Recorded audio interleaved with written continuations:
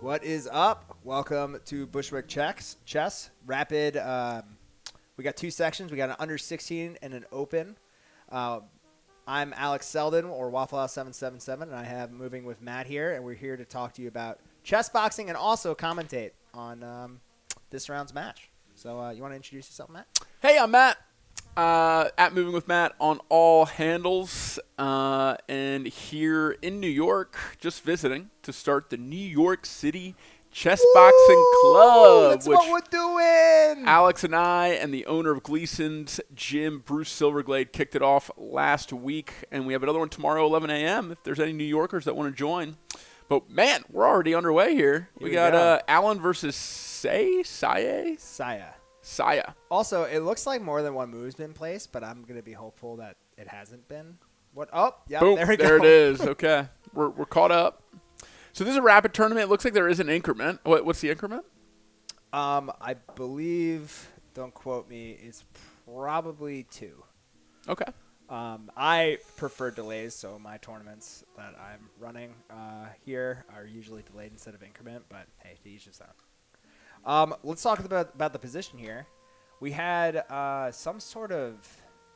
It was E4, C5. Okay, it was a Sicilian. I'm not sure which Sicilian that is. It's... But yeah, this is all book. I don't really know the book on this line, but I know it's definitely a line. The isolated pawn for white is the only bad thing I see about the position. What do you think, Matt? Yeah, and then that's kind of mirrored by the doubled black e-pawns. And that can be remedied real quick, right? Go ahead and trade those off. Yeah, well, especially with that pin. At this moment, it's a gambit because... Ooh. Yeah, black is up a pawn. So white actually gave up a pawn for... a slightly better, more active position, it looks like. That controls the center. And I like white's position here. Ooh, more bishop development. A6. Stop at the castle. Through the position. Yep. I would say 1 exclam on that. That's a beautiful move. You can't even chase after it by going queen A4 because it's going to sting you with bishop B5, protected by the pawn. I love doing this in the French, too. It's super annoying for white to have to deal with. Not being able to protect the king, not being able to get that castle. Yeah, it's hard because, this is one of the central tenets of the opening, and it's almost like shooting us into a middle game here because white's not castling anytime soon, it looks like. So they're attacking the pawn here. I really like queen A4 here. Put pressure on the bishop, put pressure on that pawn, maybe make the bishop retreat to protect that pawn, then you can castle. So queen A4 would have been a little tricky just because of bishop B5, basically. Immediately repels it. Yeah, repelling it. Mm-hmm. And, the bishop's still in a pretty good position. Might get booted with H4, but it's just that one little counterattack. But I like the idea behind that, attacking both pieces. It's definitely your head's at the right place. But yeah, this is very interesting and cool position because with bishop A6, I don't really like white's position anymore. And they're down a pawn. That bishop just really snakes through everything. And knowing who Alan, I don't know Saye, but I know Alan, and as much as I talk shit on his opening prep, he is a national master and he knows these openings. So this might be some sort of line that he just researched a little better. Mm-hmm. Yeah, and I mean, white's side, there's no way you're castling queen side. You're not going to castle into no pawns, and he's stuck. He's stuck in the middle. He's a huge target. So, I prefer black's position here too. Okay, he pushed the pawn 1. I was looking at pushing the pawn 2 because I just like the aggressiveness of it, and then you're threatening to take D4, and it would have prevented stuff like A3 because he could have taken. Or pushed, which would have changed the position. Safer approach. He's preparing for his castle. Yep. Because he can do it. Attacking the pawn. The pawn's hanging on A3. I would just scoop that up. But let's see. Because it's after check. Okay. If he takes the pawn on A3, white could take on c6 check. After queen takes, both the bishops would be trapped, which is really interesting. So that was a poison pawn. Cool trap, Alan. Or, Saye. Yeah. Playing Laying a pretty trap, good. but Allen sees it. Avoids it. Tactically very strong.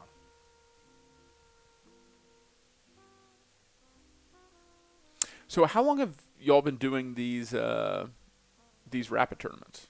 So we've been going back and forth between rapid and blitz tournaments, but we also have a team tournament. We're having an annual team tournament every year that happens in September between all of the little clubs. Mm-hmm. So that's once a year, and then we take a break a couple months. I would say these tournaments at Brookland, I would say we have 6 of them a year probably, like every other month, just about. Cool. Kind of more prevalent in the nicer months. Actually, I don't know. It's kind of back and forth. We just it's just so much to have 5 events during. None of us are working really. It's just like a hobby thing. It's like we got 5 events. I mean, it's pretty cool. So the community is working together to make that happen. Yeah, I love that. It's one of the things I love about New York. Whatever you're into, it's guaranteed that there's other people that are into it. Yeah, and you can build community together. You can have events together. You can, find like-minded people to do your favorite thing with. There's a lot of people, and with a lot of people, you have a lot of people of similar. Just a numbers game. Yeah, exactly. Okay, so back to the position here. What do you think for?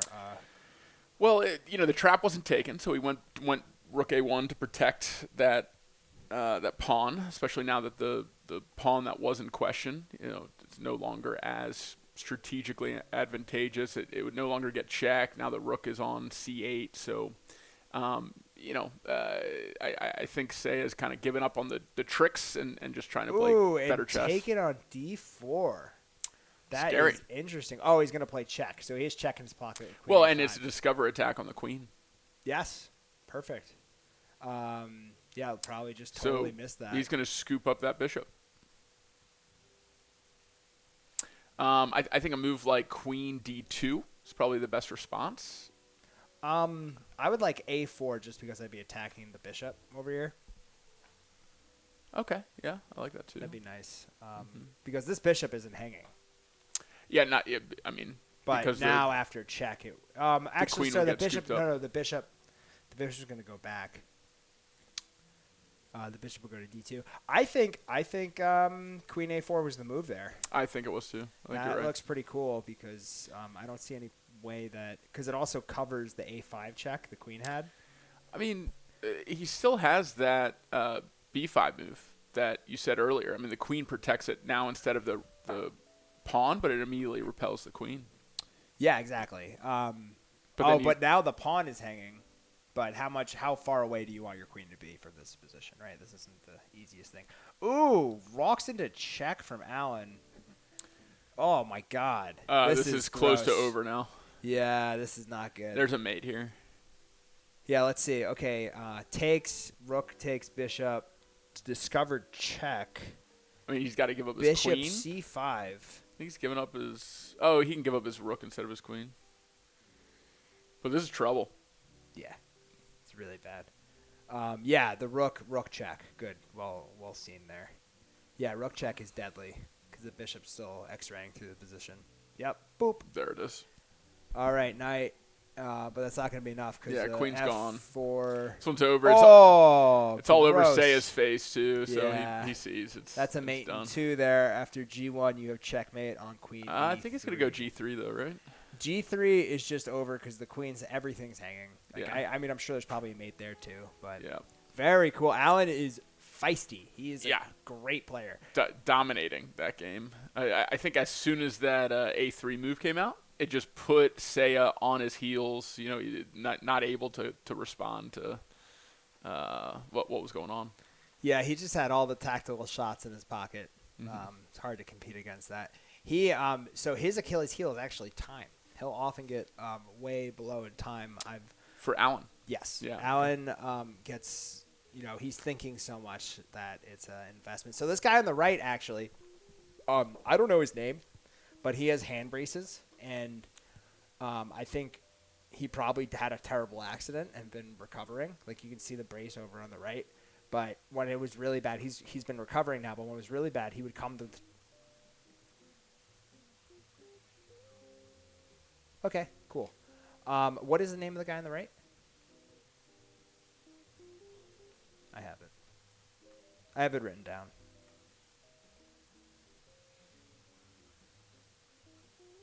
Okay. So Max used to come to club and basically tell people moves, and they would move for him.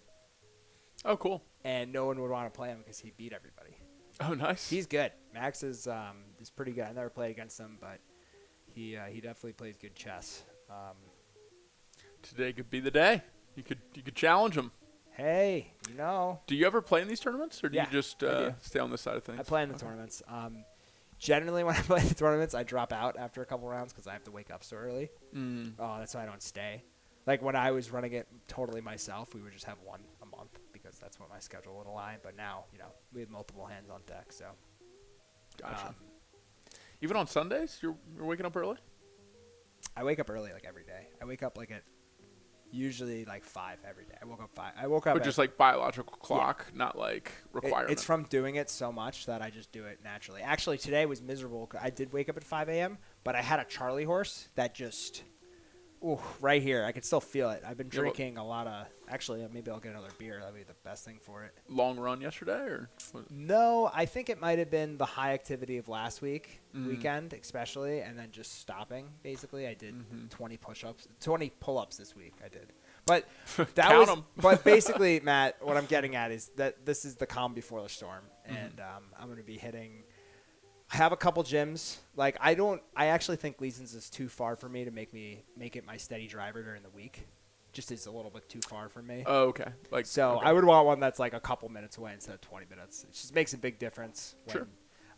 So I used to go to one of the gyms near me, Brotherhood Boxing, but I'm gonna check out this one on Monday called the Green Room Boxing, and it's like the Green Gym. Okay. So I'm gonna go check out over there, but I'm gonna try to start getting next week at least 6 days of working out a week, and then 4 of those days being boxing. Or Gotcha. 3. Let's say 3. Let's say 3 minimum and try to sustain that because, I want to be in shape for if I get back in the ring. Oh, yeah.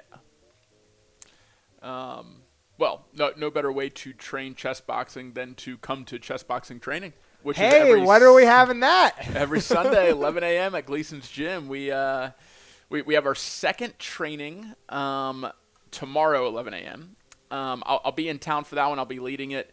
But when I leave, we actually have a very exciting new leader for the boxing portion of chess boxing training, which is... Ooh, game position's over. Let's see here. Oh, Maya just has a checkmate on the board. Either checkmate. Let's see. Why can't he go to king? Is there a bishop? Why is this? Because it's not checkmate because the king can go over. Maybe, the queen's hanging. There's a check and a fork. Ooh, that's nasty. Okay. So the queen's hanging and there's a check on the board. And he's pissed. He You can resigned. just see his body language. Yeah. Yeah. Yeah, that's a bummer. Anyway, to continue, we have a new boxing coach named Devin Cormick. He is a 3-time world champion in kickboxing. He is the brother of Maurice Ashley, the first African-American grandmaster. So he grew up in a chess and a boxing world. When Maurice is in town, he's going to stop by and support his brother. But Devin will be leading our boxing. He's one of the longest standing and most accomplished boxing coaches at Gleason's. So we're very excited for him to be coming in and providing his experience and instruction. And we'll be having regular chess instruction too. Alex has the full setup with, I have a lot of tables resources. and chess. I got it. Chess boards and chess pieces, but we also have dedicated chess boxing workouts and worksheets that we'll be using at Gleason's and all over the country. So shout out to Deepak Aaron for the preparation on those so far, and then to other chess coaches that want to participate, the more the merrier. So we are growing. It's very new. If you want to be among the founding members of this club, come out. Try it out, see if it's for you. You never have to compete. You never have to take a punch. This could just be a way where you keep your passion for chess and you decide to get a little bit more fit while you're at it. Learn how to defend yourself, learn how to throw a punch, lose some pounds. It doesn't have to be scary or intimidating. Again, you never have to take a punch. You can just have some fun trying something new with something that you already love. And we've had multiple people in Atlanta come for 3 months, 6 months, and lose upwards of 40 pounds. Just going from doing nothing but playing chess and doing their job to adding 1 day a week can make a big difference. And so I encourage everyone, if you're a chess fan or not, to come out and give this a try. Yeah, I mean, a lot of people I hear are like, "Oh, I don't want to get punched in the face." We're never going to make you get punched in the face. It is a something that comes with time and experience, and to learn the respect in the ring. So when you go there, you're just going to learn how to do what you already love, chess, or what you already love, boxing, and learn something new and get fit doing it.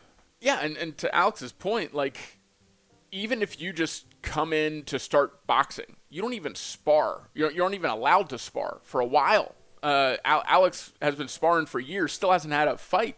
I haven't had a fight. To my knowledge, right? 18 months to start actually sparring. I took So, it slow. COVID, but still. Even if you want it to take a punch, like you self kind of have to earn that. You have to learn how to defend yourself, learn the basics before you can start Learn how to not working be on scared. defense and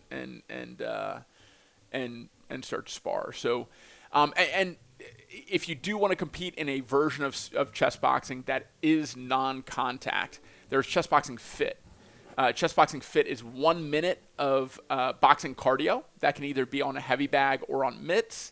That is judged by a boxing coach, so technique, quantity of punches, complexity of combinations. After that minute, your heart rate's up, you have stress to your central nervous system, it makes it a little bit more difficult to play chess. You transition immediately over to a blitz time control game against another chess player. So it's intended to be the no-risk way for chess players to get into chess boxing. You start to learn some boxing technique. You show that off on the bag. Then you sit down at the board and you play someone else that just did the same thing that also has a higher heart rate. Makes it a little different, a little harder to play your chess game. Yeah, I've heard people say, why don't you just have, the boxing one day and chess the other? Because you're completely missing the point of the sport. That's true. why. If you really think that's a good idea, because it's not only about the boxing, it's not only about the chess, it's about regulating your breathing, which is really important, and creating balance in yourself when you're, Okay, cool. Oh, we got a great endgame here. It looks like black has a lock here, but there is danger of stalemate for sure. This is over. White's just trying to get a stalemate. He's got to be careful here. I don't know why. This is the stalemate yeah. move. Because This if is he the queens, stalemate move. he could actually getting another knight would have been funny. So now he's safe to queen on the next move. There's 2 possible moves on the board. And there it is. Yeah, he realizes it. It's game over. It was mate in 2. Queen and then finish. Yeah, that sort of stuff's tricky where you're like, you're so in the moment, you queen automatically, and it's like, you should have looked at the board before you did that. Got to calculate it. Yep. It's hard. It's really good to be in White's position there and still try to play for a stalemate if you're thinking about chess boxing. Chess boxing. What happens on a stalemate in chess boxing? I don't even remember. Well, first, goes to the just cards, to right? finish that thought. Yeah, so first, you never want to resign in chess boxing because there's always the chance that 1, you can achieve stalemate, or 2, you use enough time to be able to get another boxing round and thus have a chance to knock your opponent out. So it's good if you're a chess player thinking about chess boxing and wanting to train for chess boxing to start to let go of all those respectful rules that you learned about chess when you were a kid or coming up in tournaments or whatever, where you resign when the position is lost. Instead, try to find ways to complicate the position, use more time, and stalemate. Be that annoying chess player that no one wants to play against over the board, because that'll help you in the chess boxing ring. And then to answer your question, in the case of stalemate, that could be a positional stalemate, that could be perpetual check. Then the outcome is decided by boxing. If there is no knockout, then it comes down to judges' scorecard. And judges take into account how many knockdowns or stoppages have occurred, how many significant strikes have been landed, and how many total punches have been landed.